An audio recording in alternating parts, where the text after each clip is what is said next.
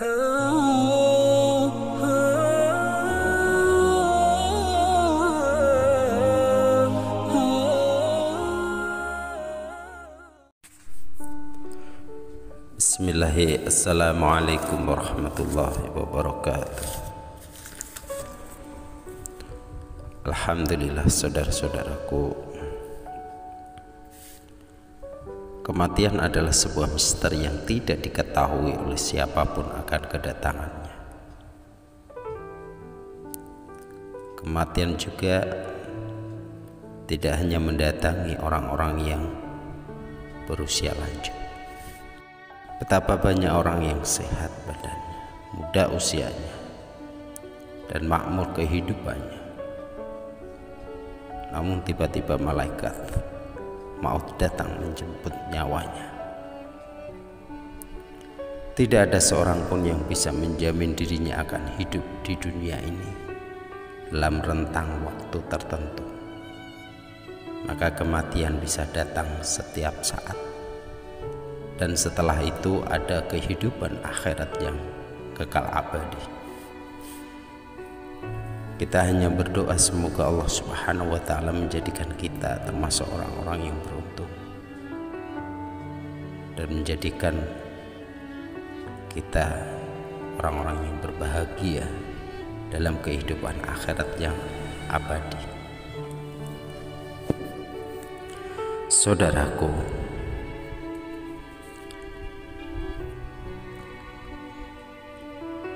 kehidupan seorang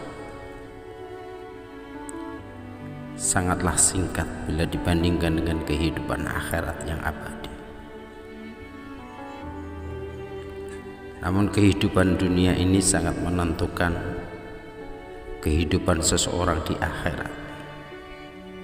Bila dia menjalani kehidupan dunia ini dengan baik, tidak menyia-nyiakan kesempatan yang Allah berikan, maka insya Allah kehidupan akhirat akan bahagia dan beruntung. Sebagaimana petunjuk Rasulullah Sallallahu Alaihi Wasallam dalam memanfaatkan kehidupan dunia ini adalah sabda beliau, la takhiranna minal mu'rufi syai'ah walau antalqa akhaka biwajhin talqin. Janganlah sekali-kali kamu meremehkan suatu kebaikan walaupun hanya bermuka manis ketika bertemu dengan saudara. Dalam hadits yang singkat ini, seseorang dilarang meremehkan suatu kebaikan walaupun secara zahir amalan itu ringan dan kecil, seakan tidak mendatangkan manfaat. Jika ada kesempatan dan kemampuan, maka dianjurkan untuk melakukannya, karena seorang tidak tahu manakah di antara amalan yang akan diterima oleh Allah Subhanahu wa ta'ala. Ada kemungkinan seseorang saat melakukan amalan yang dianggapnya ringan, dia melaksanakan dengan penuh keikhlasan, sehingga amalan yang kecil itu pun memiliki nilai besar di sisi Allah Subhanahu wa ta'ala.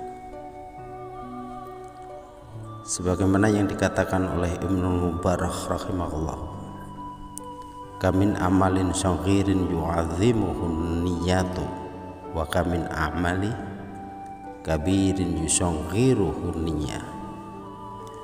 Betapa banyak amalan kecil menjadi besar karena niat, dan betapa banyak amalan besar menjadi kecil karena niat.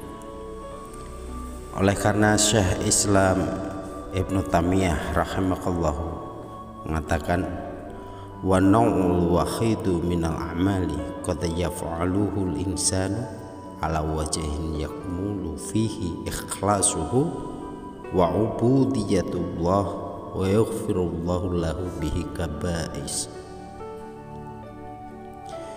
Bisa jadi seseorang hamba melakukan suatu bentuk amalan yang dilakukan dengan keikhlasan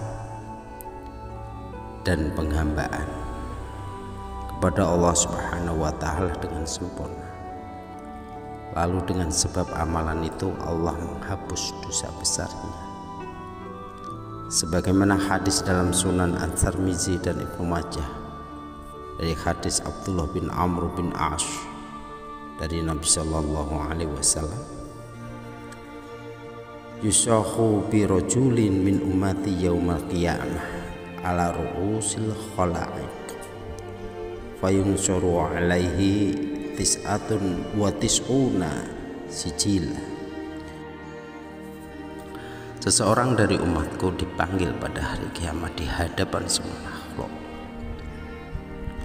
dan dibukakan untuknya 99 buku catatan amal.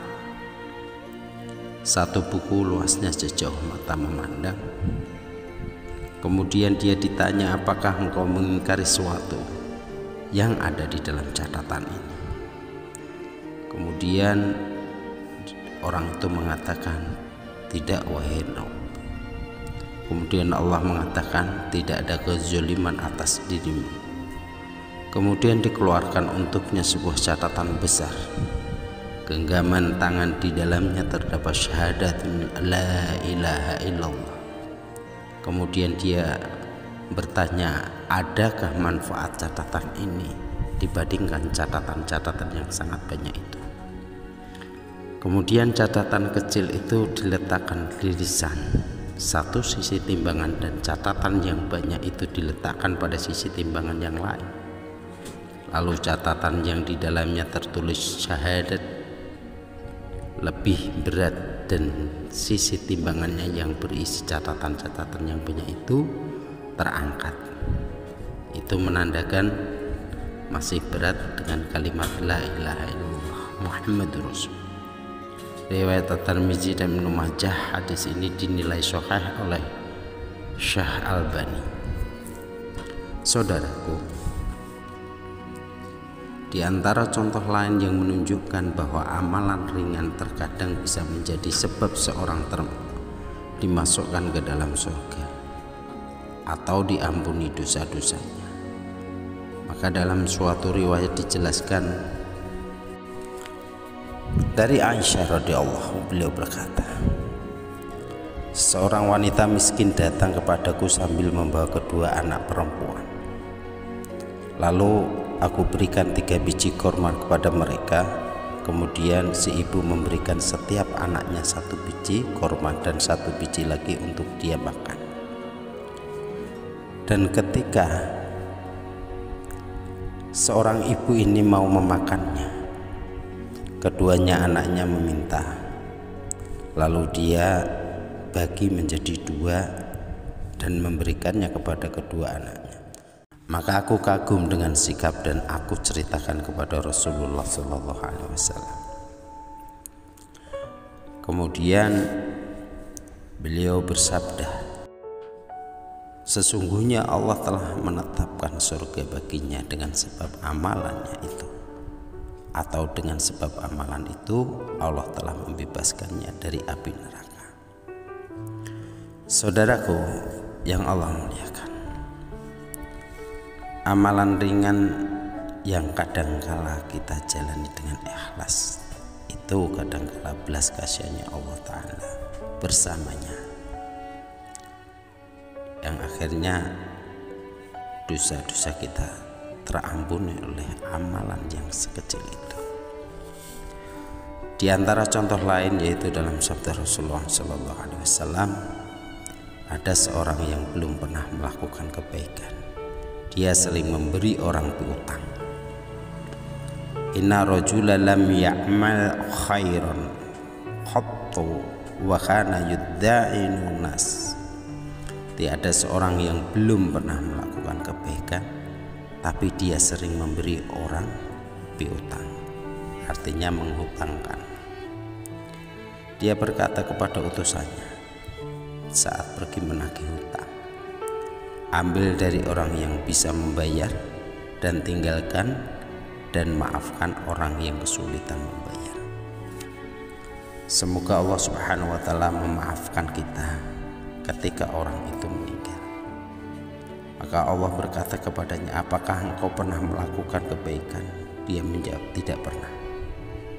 kecuali aku sering memberikan piutang kepada orang lain, dan jika aku mengutus seseorang untuk menagihnya, maka aku katakan, ambil dari orang yang bisa membayar dan tinggalkan dan maafkan orang yang kesulitan membayar.